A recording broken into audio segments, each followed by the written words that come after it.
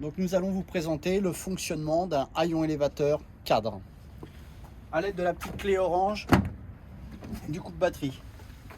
Vous la mettez dans le logement et on tourne pour mettre les batteries en route.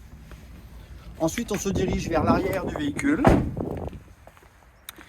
Tout à l'arrière, ici au niveau du vérin, il y a un verrouillage mécanique qui est une obligation réglementaire.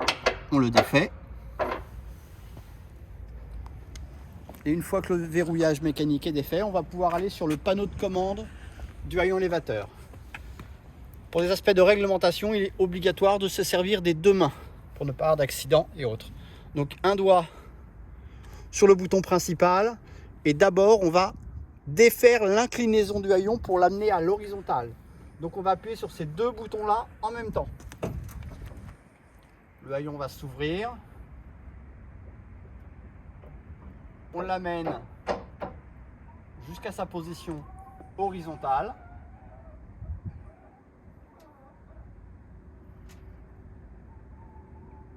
Une fois qu'il est à l'horizontale, on lâche les deux boutons pour ne plus qu'appuyer sur la fonction descente.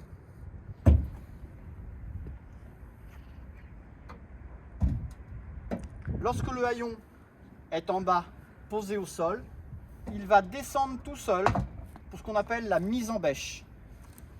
Le haillon est ouvert avec la télécommande à l'intérieur. Vous allez pouvoir monter, descendre. Il y a juste à appuyer et on a la fonction mise en bêche automatique, c'est-à-dire que dès que j'appuie, la plateforme va d'abord se désincliner pour arriver à l'horizontale et monter.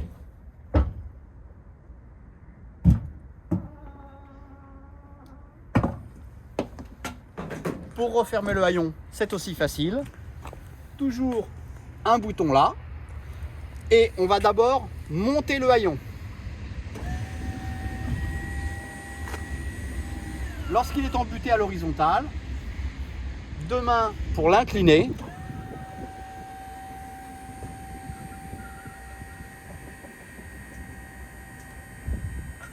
On le ferme complètement. Une fois qu'il est fermé, on a terminé.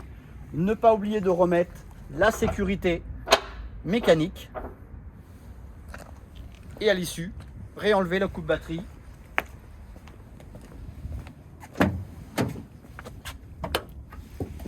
Et le haillon est complètement sécurisé, fermé, et plus personne ne peut accéder à l'intérieur du véhicule.